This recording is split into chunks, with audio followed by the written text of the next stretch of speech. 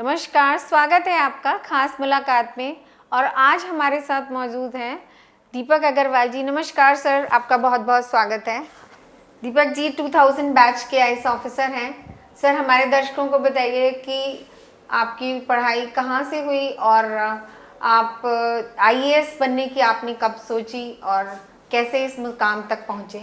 मैं धनबाद का रहने वाला हूँ और वहीं पे मेरी स्कूल की पढ़ाई वहीं पे हुई और उसके पश्चात मैंने दिल्ली यूनिवर्सिटी में आकर स्नातक की डिग्री प्राप्त की।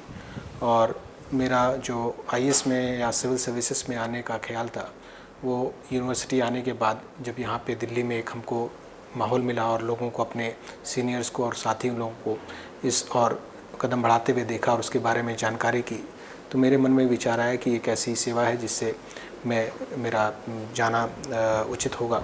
और उसके बाद ही मैंने उसकी तैयारी शुरू करी और मैं 2000 बैच में सेलेक्ट हुआ।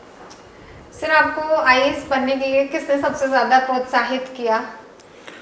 सबसे पहला तो मेरे माता पिता ही, क्योंकि उनकी हार्दिक इच्छा थी कि मैं जब एक छोटे से शहर से निकल के बाहर आया हूँ तो कुछ ऐसा करूँ जिससे उनका नाम भी रोशन हो और उनका नाम भी ये लोग घर से ले।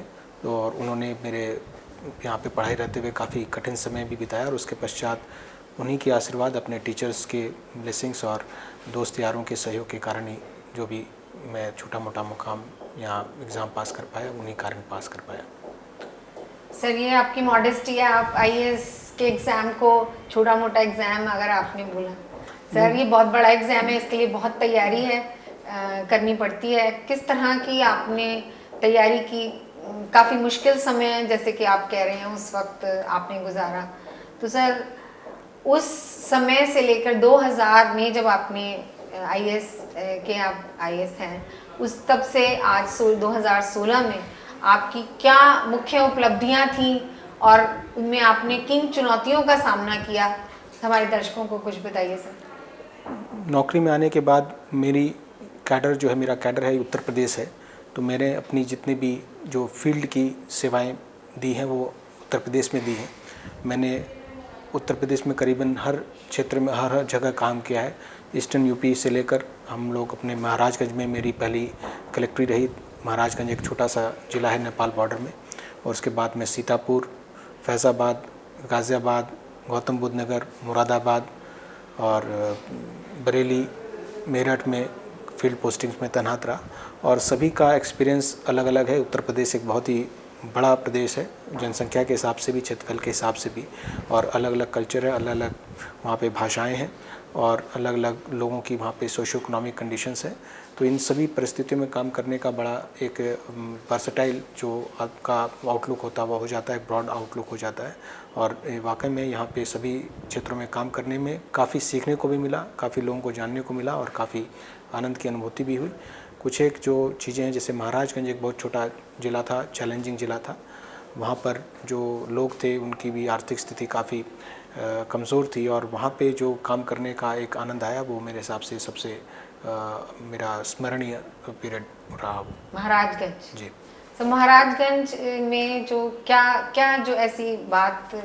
एक्चुअली मैंने जैसा कहा कि वो एक नया जनपद बना था और वहाँ जो सारी के सारे जो इकोनॉमी है वो एग्रीकल्चर के आधारित पर है। शहर भी बहुत छोटा सा एक कस्बा सा है। तो जो छोटी सी चीज़ थी, मैं जो याद है वहाँ पे, कि वहाँ पे रेलवे लाइन को नहीं थी और जो रेलवे का जो आरक्षण है वो भी लोग को गोरखपुर जाके कराना पड़ता था।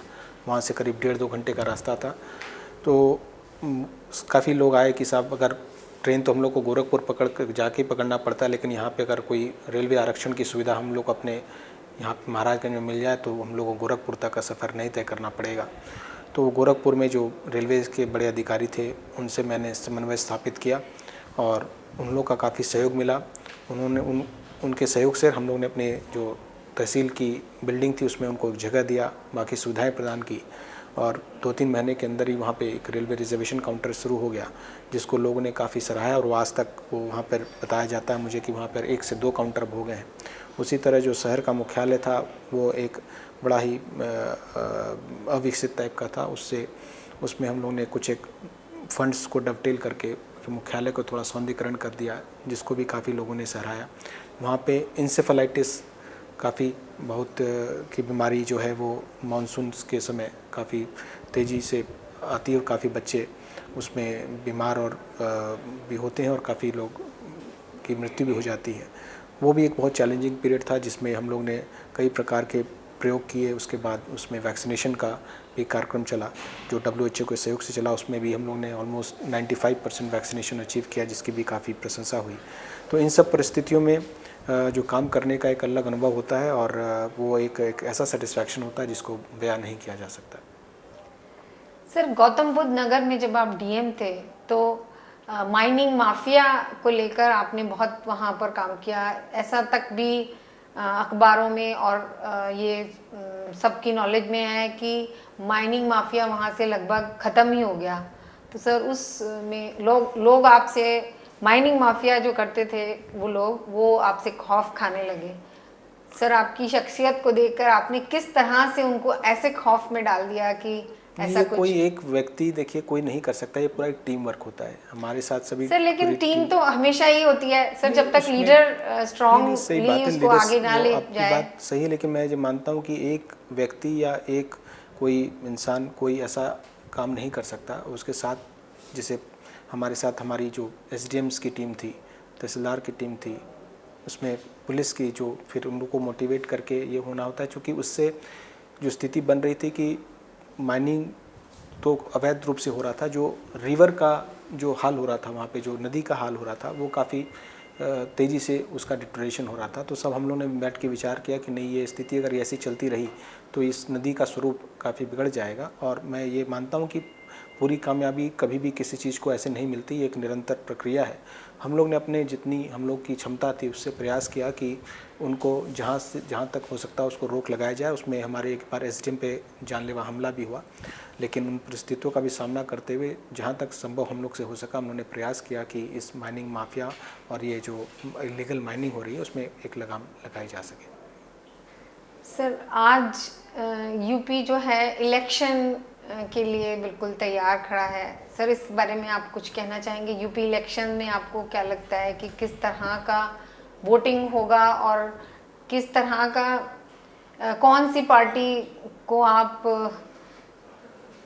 समर्थन देना चाहेंगे जो कि हमारे देश के लिए आपकी नज़र में कुछ कर सकती है? देखिए, ऐसा है कि हम लोग नौकरशाह हैं, हम लोग ब्यूरोक्रेट हैं और हम लोग का काम होता है एक निष्पक्ष चुनाव को संपादित करना। उसमें जो भी रोल इलेक्शन कमीशन हम लोग को प्रदान करती है वो हम लोग निभाते हैं किसी भी भूमिका में। और यही लोकतंत्र की सबसे बड़ी हमारी भारत की जीत है। और जनता यहाँ पे जनार्दन है और जो जनता, जो उत्तर प्रदेश की जनता जिसको अच्छा समझेगी उसी को वोट देगी। हम लोग का काम इतना ही होता है कि उन लोग को वोटिंग के लिए, सभी वर्गों के लोगों को वोटिंग करने के लिए प्रेरित करें और निष्पक्ष शांतिपूर्ण चुनाव कराने में इलेक्शन कमीशन की मदद करें। सर, आज आप ग्रेटर नोएडा अथॉरिटी के CEO हैं और यमुना एक्सप्रेसवे भी आप ही के पास है। तो सर, इन दोनों जगहों पर बिल्डर्स ने, इन्वेस्टर्स और जो अपार्टमेंट एप्लीकेंट्स हैं उनको बहुत परेशान हैं, क्योंकि वो टाइम पर डिलीवरी नहीं दे रहे हैं और बहुत सारी उनकी ऐसी टर्म्स एंड कंडीशंस जो कि जो अपार्टमेंट ओनर्स हैं उनके लिए बहुत फेवरेबल नहीं है। उन पर आप किस तरह से लगाम लगाने की सोच रहे हैं? सबसे पहले तो यमुना एक्सप्रेसवे अथॉरिटी मैं नहीं देख रहा हूँ, वहाँ पे एक दूसरे मुख्य कार्यपालक अधिकारी CEO हैं जिन वो देख रहे हैं। मैं ग्रेटर नोएडा में देख रहा हूँ। जहाँ अब तक का प्रश्न बड़ा प्रासंगिक है। इसमें कई सारी चीज़ें जो हम लोग कर रहे हैं, उसमें एक तो हम लोग ने अब आने वाले समय में जो भी नए जो इस तरह के प्रोजेक्ट्स आएंगे उसमें हम लोग ने एस्क्रो अकाउंट को मैंडेटरी कर दिया है। प्लस जो कंप्लीशन टाइम पे नहीं करते थे, हम लोग ने अब जो भी बिल्डिंग बनेगी उसकी बिल्डिंग कंप्लीशन के दौरान 5 टाइम्स इंस्पेक्शन मैंडेटरी कर दिया है। एक फाउंडेशन के समय और उसके बाद हर 20% जब कंस्ट्रक्शन हो जाएगी उसमें हम लोग एक इंडिपेंडेंट एजेंसी से, जो ना कि हमारा होगा ना ही बिल्डर का होगा, इंडिपेंडेंट एजेंसी जिसमें एक नामी ग्रामी इंस्टीट्यूट्स को भी हम लोग ने शामिल किया है, IITs को, हमारा बिल्डिंग रिसर्च इंस्टीट्यूट्स को, और उसमें इंडिपेंडेंट स्ट्रक्चरल कंसल्टेंट है जो ये देखेंगे कि न सिर्फ बिल्डिंग प्रॉपरली बन रही है बल्कि स्ट्रक्चरली सेफ भी है और लेआउट के अनुरूप बन रही है। इसके अलावा अब चूँकि आपका रियल एस्टेट जो बिल है वो पास हो गया है, वो जैसे ही वो प्रक्रिया जो राज्य सरकार जैसे इसमें पूरी कर लेगी वो लागू हो जाएगा, और उसके बाद जो अपार्टमेंट ओनर्स की दिक्कतें काफ़ी हद तक उसमें ठीक हो जाएंगी। जहाँ तक जो एग्जिस्टिंग प्रोजेक्ट का सवाल है, जो अथॉरिटी की ओर से हम लोगों ने 3-4 चीज़ें उपलब्ध कराई है, जैसे जो भी डिफ़ॉल्टर्स हैं, जो हमारे बिल्डर जिसके कारण उनकी रजिस्ट्री नहीं हो पा रही है, उसमें हम लोगों ने ये एक रीशेड्यूलमेंट की पॉलिसी जो पहले से बोर्ड से और अप्रूव थी, उसमें ये कहा कि वो अपने जो आउटस्टैंडिंग अमाउंट का वर्तमान में 25% जमा कराकर अपने डिफ़ॉल्ट को रीशेड्यूल करा सकती हैं, जिसके कारण उनको लिक्विडिटी की प्रॉब्लम ना होने पाए और वो अपने प्रोजेक्ट में पैसा लगाकर वो उस प्रोजेक्ट को कंप्लीट करके लैंड जो अपार्टमेंट जो बायर्स हैं उनको दे सके। इसके अलावा यूपी अपार्टमेंट एक्ट काफ़ी प्रभावी हो गया है, उसमें अब कोई भी बिल्डर बिना आपत्ति की सुनवाई किए हुए एफआईआर परचेस नहीं बढ़ा सकता। वो हम लोग 30 दिन का उसको नोटिस देते हैं। और भी यूपी अपार्टमेंट एक्ट में कई सारे प्रावधान दिए गए हैं, जिसके अंतर्गत अपार्टमेंट ओनर्स अपना एसोसिएशन बनाकर अपना यहाँ पे अपनी बात रख सकते हैं और इंडिविजुअली भी रख सकते हैं, और उसको सुनवाई करने के उपरांत हम लोग को अगर उचित प्रतीत लगता है तो हम लोग जो भी बिल्डर्स हैं उनके विरुद्ध जो भी पावर्स दिए गए हैं हम लोग को एक्ट के अंतर्गत, उनके विरुद्ध कार्रवाई भी करते हैं। सर, इसके लिए कोई सोसाइटी है जैसे जो ओनर्स, अपार्टमेंट ओनर्स अपनी बात रख सकते हैं, तो वो आप तक किस तरह से आ सकते हैं?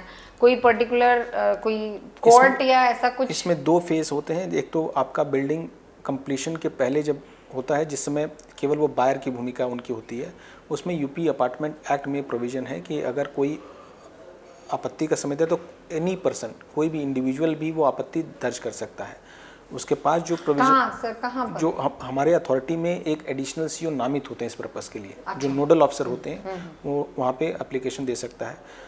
जो अपार्टमेंट कंप्लीट होने के बाद ये प्रोविज़न है कि अगर 33% जो लोग उसमें रहने लग गए हैं तो they can form their RWA, resident welfare association, और वो वेलफेयर एसोसिएशन उस पूरे सोसाइटी का मेंटेनेंस और देखरेख करती है। और कोई भी ऐसी तरह की समस्याएं आती हैं तो वो हम लोग के सामने लाकर हम लोग उसको जहाँ तक संभव हो सकता है उसको वो एडिशनल सीईओ के पास, वो एडिशनल सीईओ नोडल ऑफिसर एक नामित होते हैं यूपी अपार्टमेंट एक्ट के अंतर्गत, जो उसकी यूपी अपार्टमेंट एक्ट के अंतर्गत जो भी सुनवाई है उसकी सुनवाई करते हैं। पेपर में उसका प्रॉपरली एडवर्टीजमेंट निकलता है और उसके पश्चात वो सुनवाई के उपरांत अपनी निर्णय उसमें देते हैं। अब रुकते हैं एक छोटे से ब्रेक के लिए। देखते रहिए A to Z न्यूज़।